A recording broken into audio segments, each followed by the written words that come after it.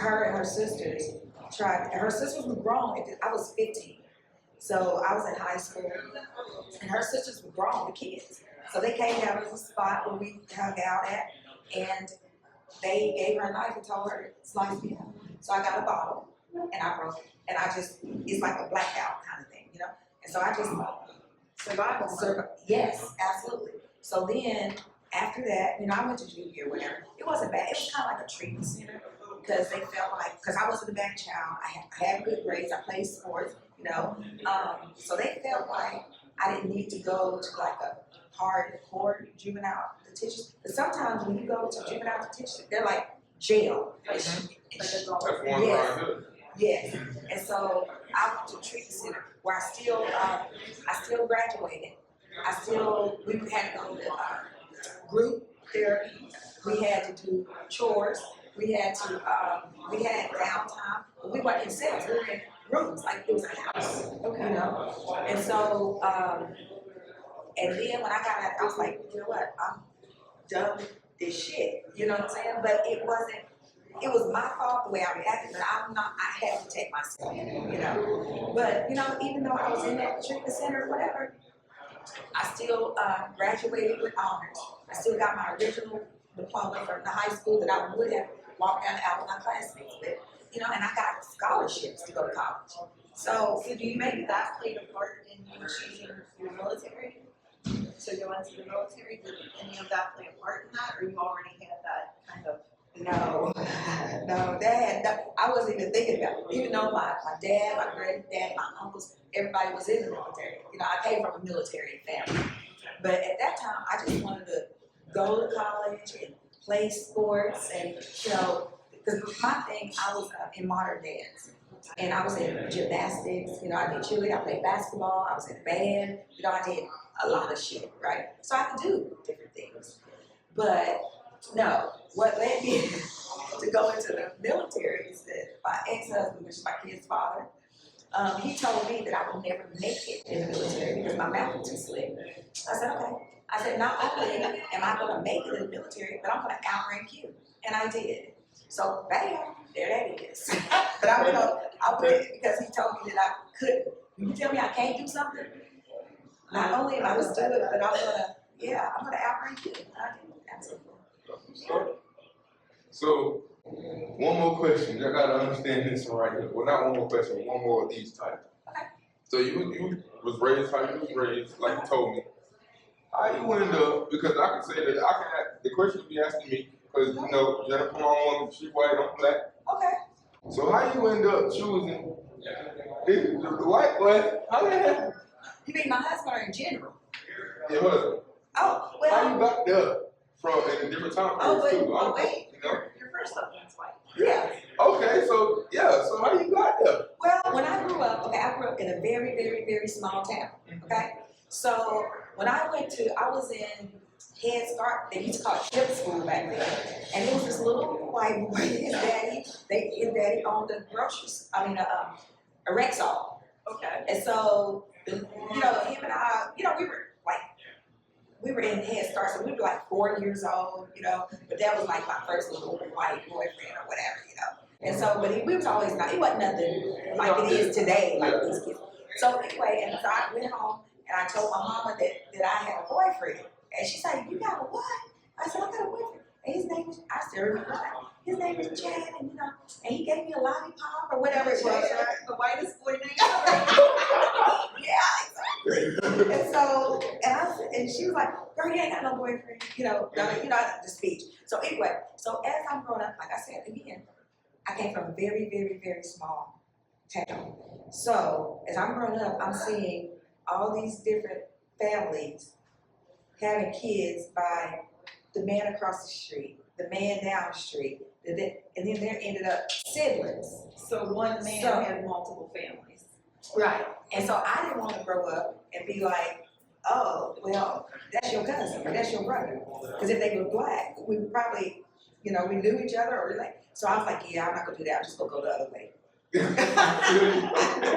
Oh, just wondered. I get it, though. That's a lot. Yeah. So, but after it being my first time, after we split up, I ended up marrying a black guy. Yeah, but then that, and I think I did it because it was something to do. You know what I mean? So, and people always, they never see me with a black person. And I was in, no, I wasn't in, I had already gotten out of the military, but he was in the military, so I was still on military installation or whatever. But yeah, I ended up marrying a black guy. Now, did you go to children? Hell no. Okay. Oh no. Oh no, girl. He, well, word on the street is that he didn't like me. He would have liked him. Oh, okay, I got you. But you know how they cover it up Right. by Correct. correct. Dark world out here. Right. Exactly. So I mean, I'm just like, and then I had to get rid of him because when I found out about it, of course, he wanted to fight, so I fought, and then he went to jail, and I got my shit, and I left. And that was it. Yeah. Ooh. I feel you. No, I don't feel you. But dang, I sympathize. Yeah, exactly, absolutely. And so around here, of course, it's slim pickings around here. Absolutely, slim pickings. And so I'm like, but I wasn't even looking for nothing when he came up on me. But I was like, oh, okay, you look like you can protect me if I got, because I do. Well, not anymore. But I used to talk a lot of shit, you know what I'm saying? So if I talk shit to somebody, or if somebody approaches me the wrong way and I'm talking shit to them, I want a man who's going, hey, you don't talk to me. Absolutely. Absolutely. I can tell her all the time, get me in trouble. Hey, We connect on that. yes, absolutely. But then you never think that the man who's protect you, supposed to protect you, will be the one to bring you harm. Absolutely. Yep. That's an unfortunate thing, for sure. Well, I don't know if or how you feel about it, but if you have any girls that you can speak to, or young girls that are watching that you can speak to, and give them some advice if they're at that age of 18 to 25 or whatever, and it could be around certain environments. It don't got to be the Outlaws. It could be any type of thing, right. or anything where it's a group or a collective group of men outside of regular societal jobs. And they want to be a part of that. It seems lucrative or it seems fun to them. What's the word of advice you give them? Okay, word of advice is, get your education, get your career goals in order, depend on what you can do for yourself, and when you're looking for a partner, you make sure that they like you more than you like them, because if they tell you to do something and you don't want to do it, you're gonna fold and do it anyway because you want to keep that. It could be a guy or a girl, whatever, But always know your self-worth. But do not pay attention to red flags. Pay attention to them. If you find this 80-year-old man want to talk to you, he's a pedo. So go the other way. Do not entertain negativity. Do not let anyone disrupt your peace, because that's really all in you. And if they disrupt it, that means they got control over you. So just follow the straight narrow path. Have fun. Age appropriate fun. Do whatever 18-year-olds do, but always have your own mind. Be strong with it. Don't let nobody talk you like my mom and my girlfriend. Don't let nobody talk you out your drawers before you want to give them up. Don't let them do it, because then you get pregnant. Mama's baby, daddy's baby. So you're stuck. Now you can't. You can still do the things that you want to do, but it's gonna be hard. It's gonna be a struggle. So don't put struggle on you where you don't have it. Absolutely.